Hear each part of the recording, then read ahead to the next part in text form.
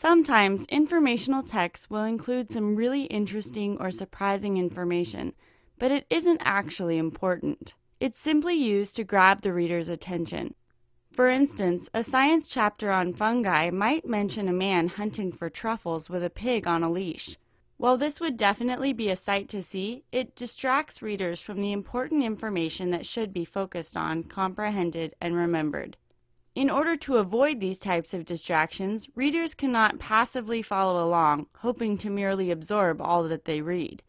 They need to be actively engaged with the text by identifying the main ideas of each section, clarifying confusing or unknown words or phrases, understanding the relationship between different concepts, and summarizing information covered. Arranging ideas in an outline after reading a text will help readers do this, and it will also create a study guide to help them remember the important information covered. A traditional outline with Roman numerals in capital or lowercase letters like this one can be an effective way to arrange and organize ideas. However, there are many ways to create an outline, and they don't always need to be this formal. Outlines can be tailored to fit a specific reader's needs. Some people prefer jotting down key sentences, while others prefer writing down short phrases or only key words. As long as the main ideas are listed in the order they are written about, with key details beneath each subsection, then the overarching concepts can be summarized, and the important information from the text can be understood and remembered. Sometimes readers think that they can approach an informational text like a novel, reading the information once and then moving on. But the best way to fully comprehend and retain the information covered in a textbook, news article, or scholarly journal article is to follow these 3 steps. 1. Read the article or chapter through once, noting any words or phrases not understood and finding their definitions for clarification. 2. Read the article through a second time. This time, take notes, starting with the topic and writing the thesis or main point that the author wants to make in your own words. Beneath that, begin arranging the key concepts covered based on section titles, bold subheadings, or the main idea communicated through each paragraph. Under each section title or main idea, list important details related to that subtopic. 3. Go back over the article, checking that you've noted all of the main ideas and key details. Then summarize the main idea of each section in a word, phrase, or sentence. Taking the time to really comprehend the text and put it into your own words greatly improves comprehension and retention.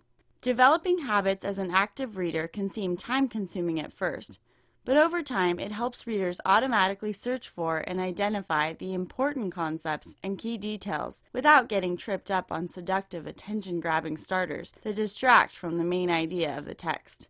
Visual learners, who learn well using illustrations, diagrams, and charts, can better understand and process information when it is arranged using a graphic organizer like this hierarchical model. Although the formal outline using Roman numerals shows the hierarchy of important ideas using Roman numerals and capital letters to arrange concepts, a graphic organizer creates a picture of this ranked structure. When the readers are able to organize information from a text into a hierarchical structure, it shows that they understand the relationships between main ideas and supporting details.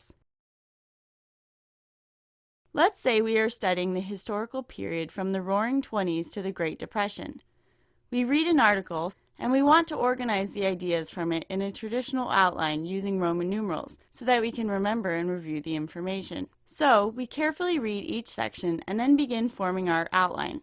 The article begins, "The 1920s were an age of dramatic social and political change." Then each section has a subheading. The first one is "The New Woman." So we know that's an important section to list. We'll also look for details within that section to include beneath that on our outline. Here's what the section on the New Woman says. The most familiar symbol of the Roaring Twenties is probably the flapper, a young woman with bobbed hair and short skirts who drank, smoked, and said what might be termed unladylike things. In reality, most young women in the 1920s did none of these things, though many did adopt a fashionable flapper wardrobe. But even those women who were not flappers gained some unprecedented freedoms. They could vote at last. The 19th Amendment to the Constitution had guaranteed that right in 1920. Millions of women worked in white-collar jobs as stenographers, for example, and could afford to participate in the burgeoning consumer economy.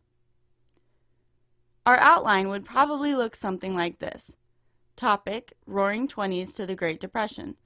Thesis/main idea: social and political change. Roman numeral 1, Roaring Twenties.